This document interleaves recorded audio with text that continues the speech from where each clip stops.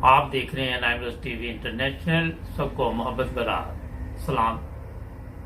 ناظرین، دو موضوع آج ہوں گے. ایک تو پاکستان کی سیاسی صورتحال پہ بات چیت ہوگی، اور دوسرا یہ کہ کچھ اس طرح کی خبریں سوشل میڈیا پہ بھی چلتی ہیں، ہمیں بھی لوگ لکھتے ہیں. اس پہ ویسے تو میں کئی پروگرام کر چکا ہوں، مگر ابھی یہ کافی توجہ دلانے کی ضرورت ہے کہ یہ لوگ ہمیں بھی جو لکھتے ہیں یا سوشل میڈیا پہ میں پڑھتا ہوں، وہ یہ ہے کہ احمدی جو ہیں یہ احمدی ہونے کے پیسے دیتے ہیں اور پھر لوگ احمدیت میں داخل ہو جاتے ہیں. بات تو بڑی پرانی ہے، مگر صرف میں سٹارٹ میں اس لیے آپ کو یہ بتانا چاہتا ہوں کہ جو قوم ایک بریانی کی پلیٹ پر بک جائے اور وہ اس کو یہ بھی نہ پتا ہو کہ کس سیاسی پارٹی کو اس نے ووٹ دینا ہے، کس کے خلاف نعرے لگانے ہیں. اور ایک وقت تھا کہتے کہ بریانی کے 700 روپے ملتا تھا، اب تو 1500 روپے تک میرا یہ ریٹ جا چکا ہے. تو لوگ پھر وہاں پہ پہنچ جاتے ہیں. اور اسی طرح وہاں مذہب کی تجارت بھی، جو آپ کے علم میں ہے کہ کسی کے خلاف اگر کسی کو استعمال کرنا ہو تو اس طرح کے لوگ آپ کو مل جائیں گے. تو میرا خیال ہے کہ اگر آپ سوچ رہے ہیں کہ احمدی پیسے دیتے ہیں، بریانی کی پلیٹ دیں گے اور ہم پھر احمدی ہو جائیں گے، ایسا کچھ بھی نہیں ہے. کیونکہ جو بندہ بھی اپنا مذہب، اپنا فرقہ تبدیل کرتا ہے، اس کو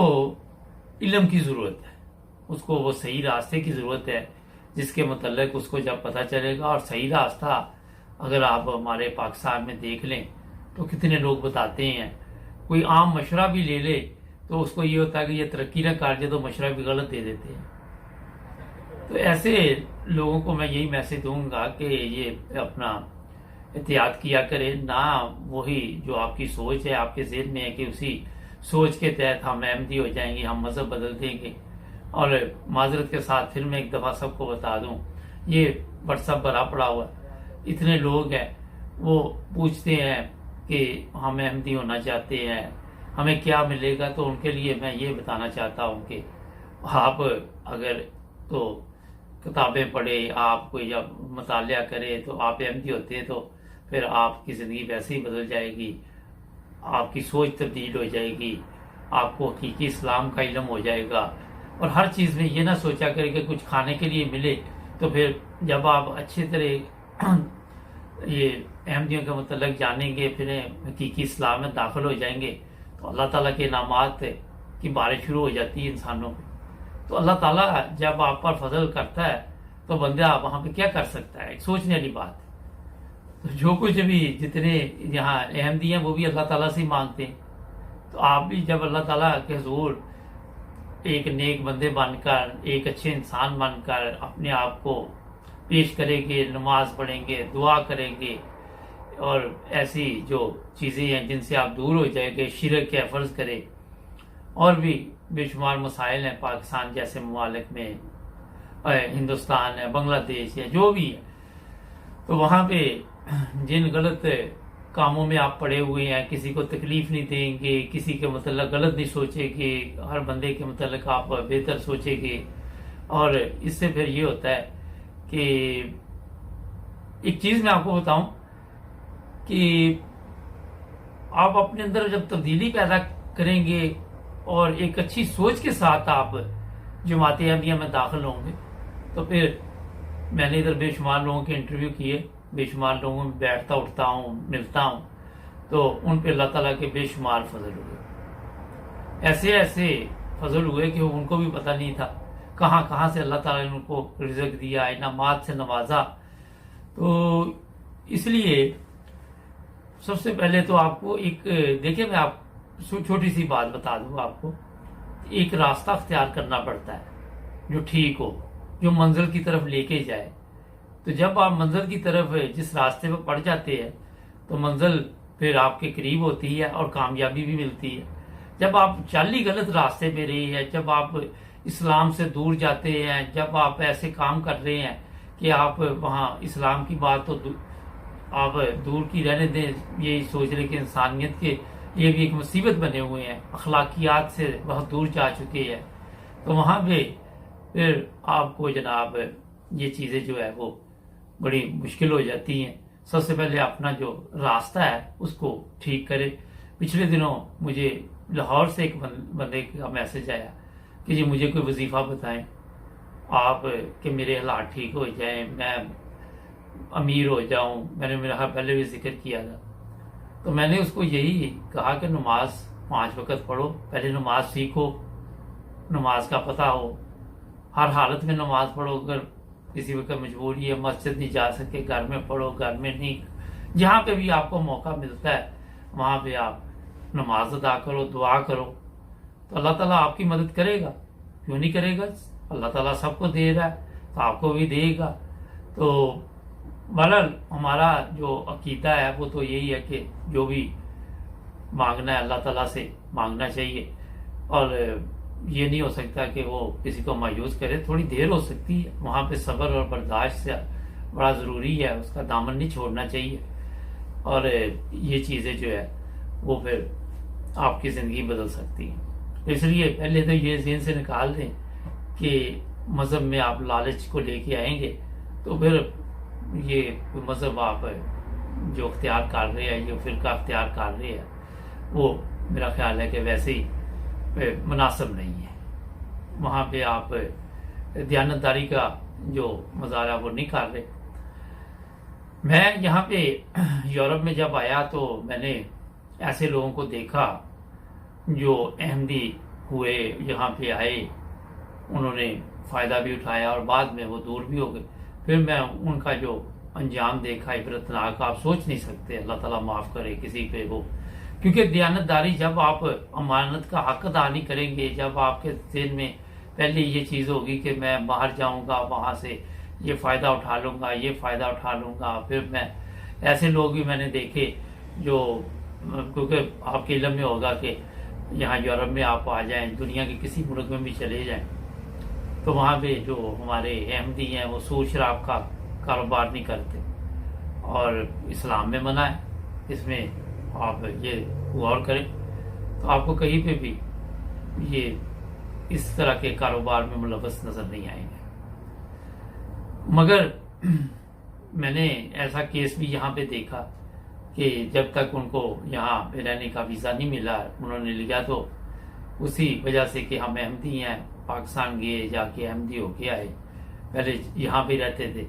تو یہاں سے یہ سیکھا، تو اس کے بعد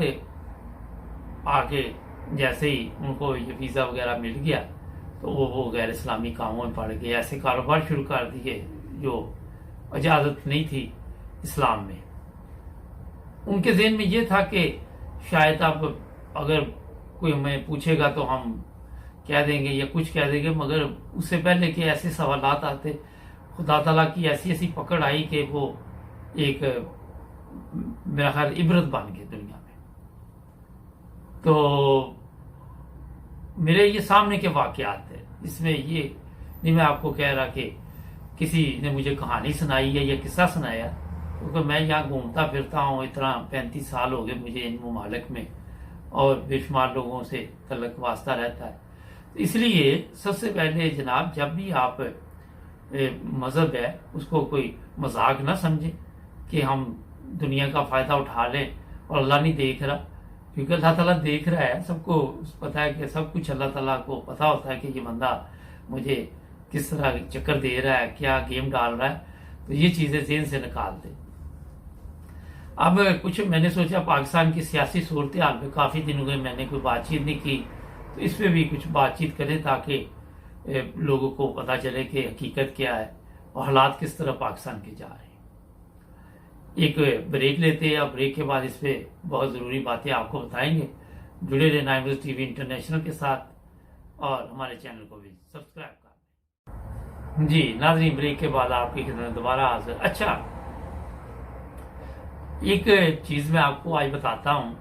کیونکہ میں نے کافی دنوں سے کوئی سیاست پہ بات نہیں کی، نظر تو میری ہر جگہ ہوتی ہے کیا ہونے والا ہے، کیا حالات جا رہے ہیں، ये है कि प्रोग्राम का वक्त इतना कम होता हमारे पास,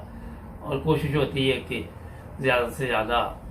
चीज़ें लेके आए, मगर फिर भी कुछ रह जाती है। इस पर भी गौर कर रहे कि कोई एक और दो प्रोग्राम और भी मैं शुरू करूं जो मैं खुद करता हूं, जैसे सुबह गपशप होता है, शाम को आज मुबारक के साथ इस वक्त आप देख रहे हैं। अच्छा, पाकिस्तान में एक जो सबसे बड़ा इस वक्त मसला बना हुआ है वो क्रिकेट टीम, जिस तरह न्यूजीलैंड की क्रिकेट टीम है, कल पता चला कि इंडिया इसमें मुलव्वस था, और फिर इंग्लैंड की टीम है, फिर और भी मसाइल बन रहे हैं कि पाकिस्तान को किसी तरह नुकसान पहुंचाया जाए। कोई ना कोई तरीका ऐसा निकालते रहते हैं ये लोग कि जिससे पाकिस्तान के जो अंदरूनी हालात हैं वो पुरअमन ना रहें, दहशत गर्दी। आज ज़रूरी नहीं कि आप किसी के ऊपर बम भी डालें, ये सोशल मीडिया पे भी आप किसी के मतलब ऐसी बातें शुरू कर देते हैं और ऐसे अकाउंट बना लेते हैं जिससे लोगों में ज़हनी तौर पर, दिमागी तौर पर जो दहशत पड़ती है वो दूसरी दहशत से भी खतरनाक है, क्योंकि इससे पूरा माशरा फिर मुतासर होता है। तो ये सिलसिला चल रहा है कि जो हमसाया मुल्क है वहाँ से ऐसे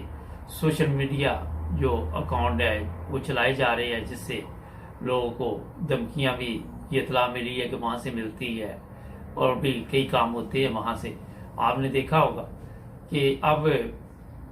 जो हम काफ़ी अरसे से जो लोग आके इधर जासूसी करते थे, फिर ये चीज़ें जो है पता करते थे कि पाकिस्तान के फौजी ठिकाने कहाँ पे है, और भी चीज़ें, इसमें कमी आई है। अब ये सोशल मीडिया का दौर है, इसी से तकरीबन लोग फ़ायदा उठाते हैं। किसी मुल्क का बेड़ा गर्क करना है सोशल मीडिया पे, उसके खिलाफ आप कोई ना कोई सिलसिला शुरू कर दो, कोई ना कोई ऐसा मसला शुरू कर दो, तो जो दुश्मन ममालिक है वो दूसरे जो जिस तरह पाकिस्तान के दुश्मन है वो इस तरह के अब काम शुरू कर देते हैं। इससे जो आने वाले दिन है, अगर पाकिस्तान ने फौरी तौर पर इस पर कंट्रोल ना किया इन चीज़ों पर, और यहाँ पे अपने लोगों को बाकायदा तौर पर ना बताया कि इन लोगों का किस तरह मुकाबला किया जाए और किस तरह ये जो काम कर रहे हैं उससे एहतियात की जाए, तो पाकिस्तान में आने वाले दिनों में हो सकता है कि हालात जो हैं वो काफ़ी ख़राब हो जाएं या करने की कोशिश की जाए। एक मसला तो बना कि पाकिस्तान ने जब से अफगानिस्तान का साथ देना शुरू किया है, अमेरिका के साथ तल्लुकात वो पहले वाले नहीं रहे, ऊपर ऊपर से आप कहते रहे, मगर जो अंदरूनी तौर पे देखिए, एक चीज़ मैं आपको बताऊं, कोई भी बड़ी ताकत हो और उसको शिकस्त हो जाए तो उसको गुस्सा तो बहुत होता है। कोई भी मुल्क हो, अमेरिका की बात नहीं, कोई बड़ा आदमी भी हो, कोई छोटा आदमी उसको नुकसान दे दे तो तकलीफ तो होती है कि ये क्या हो गया। तो मकसद ये है कि मुझे वो लतीफ़ा याद आ गया कि कोई पहलवान था बड़ा ताकतवर, तो उसके सामने एक कमज़ोर काबू आ गया, वो कभी इधर से फेंके उधर, कभी उसको उधर से फेंके, कभी ऊपर फेंके, कभी नीचे फेंके, तो वो जो कमज़ोर था उसका भी दाल लग गया। तो वो दाल लगा तो उसने जनाब ने एक मुक्का जो है ना उसके मुंह पे मार दिया। तो जो था अपना पहलवान, उसको और गुस्सा आया, तो वो उसने और ज़ोर से फिर उसको मारना शुरू किया। तो वो कहता कि जितना मर्जी मारो पर जेड़ा कि सोन मैं तेरे मुंह देख मारे ना, मज़ा मैनू बड़ा आया। तो ये चीज़ें बताने का मकसद ये होता है कि अब दूसरी तरफ जो पाकिस्तान है उसका रुझान चाइना रूस की तरफ चला गया है।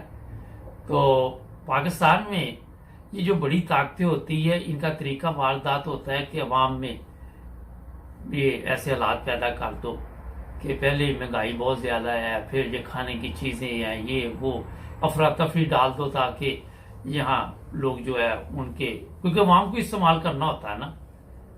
उन्होंने लोगों को परेशान करना ना, लोग परेशान होंगे तो मुल्क के हालात ख़राब होंगे ना। तो ये चीज़ें जो है इस वक्त पाकिस्तान में चल रही है, मैं आपको बताऊँ। कोई वहाँ पे इतना बड़ा मसला नहीं था कि क्रिकेट टीम को वापस बुलाना चाहिए था या इंग्लैंड ने कहना चाहिए था, मगर ये एक साजिश होती है मुल्कों के खिलाफ। हाई लेवल पे इस तरह के प्रोग्राम किए जाते हैं ताकि इनको